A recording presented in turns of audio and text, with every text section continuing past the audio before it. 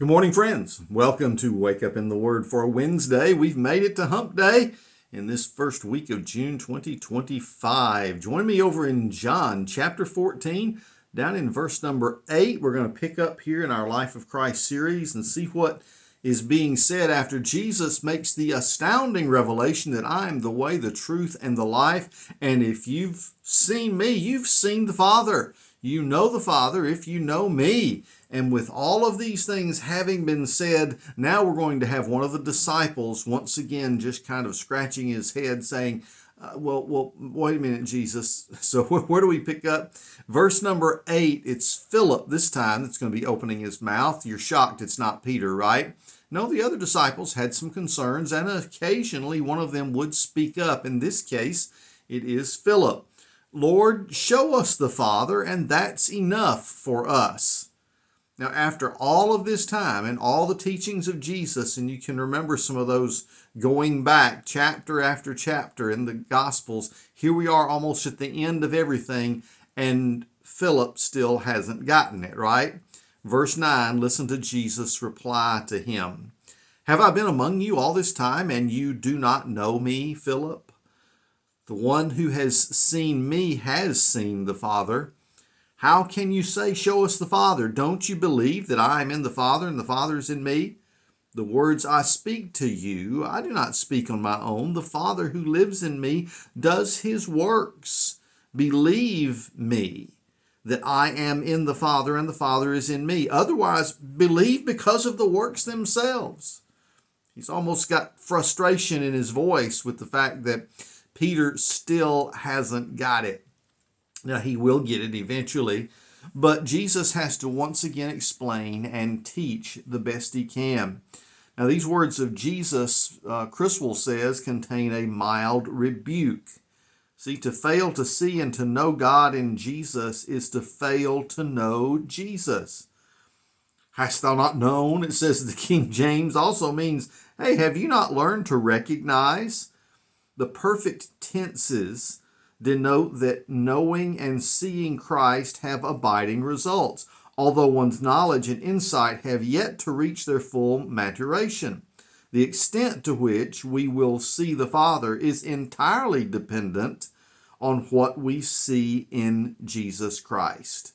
Therefore, this is an additional claim on the part of Jesus that he is in fact deity, that he is in fact divine, that Jesus Christ, in fact, is God. So with this claim having been made, he makes another astounding statement to his disciples beginning in verse 12. Truly I tell you, the one who believes in me will also do the works that I do, and he will do even greater works than these, because I am going to the Father. Whatever you ask in my name, I will do it, so that the Father may be glorified in the Son. If you ask me anything in my name, I will do it. So here we have this petition, this prayer pattern being set up to say, if it's something worth doing, you pray it in my name. I am going to step in and assist you. I am going to help. Now, as we back up with this, let's go back to this idea that Philip has yet to figure out that when he sees Jesus, he sees the Father. And it means that, as Guzik puts it, that Philip had been so close to Jesus, yet still did not understand him. The same is possible and true for many of us today. Now, when he says, anyone who's seen me has seen the Father, this gentle rebuke reminded Philip of what Jesus had often said, that to know him was to know God the Father. To see the love of Jesus was to see the love of God the Father. Seeing Jesus in action was seeing the Father in action. Morris says it's difficult to interpret it without seeing the Father and the Son as the same one, in the same sense, one. These are words which no mere man has the right to say. Wow. Now, I love the way that we take this from step to step. Adam Clark says it as well. He said, could any creature say these words? What Jesus just said about being the Father, one with the Father. If you've seen me work, you've seen the Father work, etc. Could any creature say that? Do they not evidently imply that Christ declared himself to his disciples to be the everlasting God? You can't come up with any other conclusion.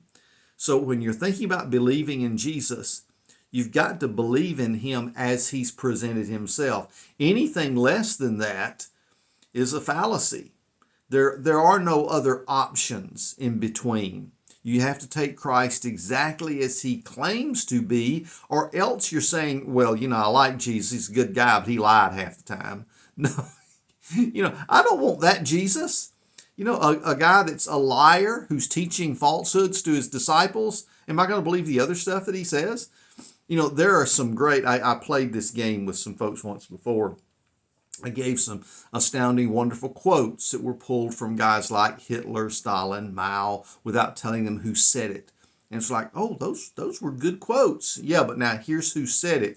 Oh, well, don't tell me that. I don't want to use anything that Hitler said, for example. That's right.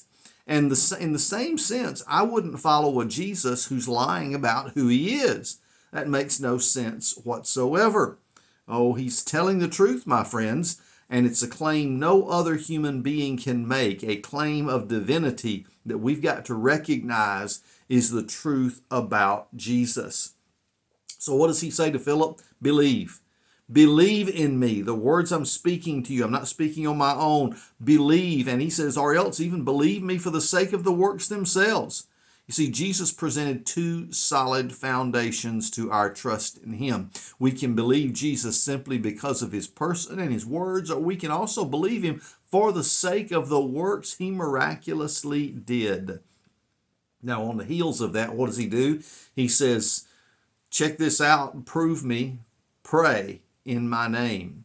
Because when you're praying, aren't you praying to God the Father? Well, are you also not praying to me if I and the Father are one? Pray in my name and watch what happens. Now, this assurance that he's giving, he's going to give three assurances to his disciples on the night of his departure. Here's one of the most important. The first assurance is one that answers their fear. Now, of course, this is the end. The work is over and we all get fired. That's the fear. Really, you're done? Are we done? I mean, it's like getting a pink slip from your discipleship. No, they didn't get fired, Guzik says. They got promoted and promoted to greater things. So he said, Jesus then, of course, is saying, he who believes in me, he encouraged the disciples to trust in, rely on, and cling to him in faith because of who he is and the words he spoke and the miracles he has done. So now Jesus describes the benefit or blessing that comes to this one who believes.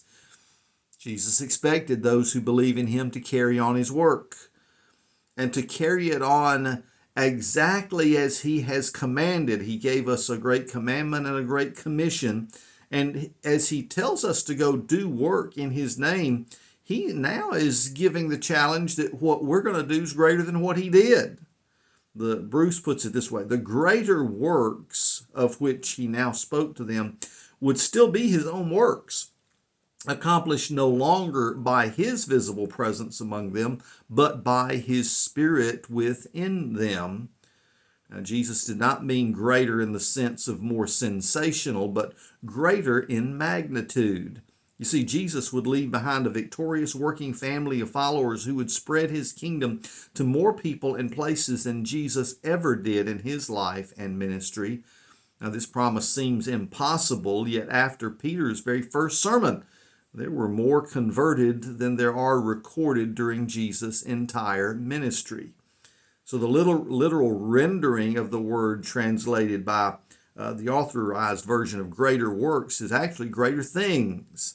And probably this should be retained. The works of the apostles after the resurrection were not greater in kind than those of Jesus, but they were greater in sphere of influence. And here we are at a time near the second coming of Jesus, the return of Jesus, where we have seen his church go across the entire world. In the places where his gospel is accepted and proclaimed, it changes culture for the better. Almost every good and positive organization in the world that has blessed the world has come from those who were fired up about following Jesus and understood those implications.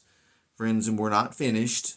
Greater works, greater things are still following and still coming from the church of the living God. And I think he's expecting us not to just sit on our laurels until he returns, but to continue to do the things in his name that will fulfill this particular prophecy.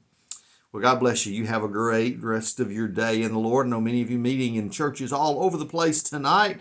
And we'll see you right here again tomorrow and pick up more in this beautiful 14th chapter of John's Gospel when we wake up in God's Word. God bless you.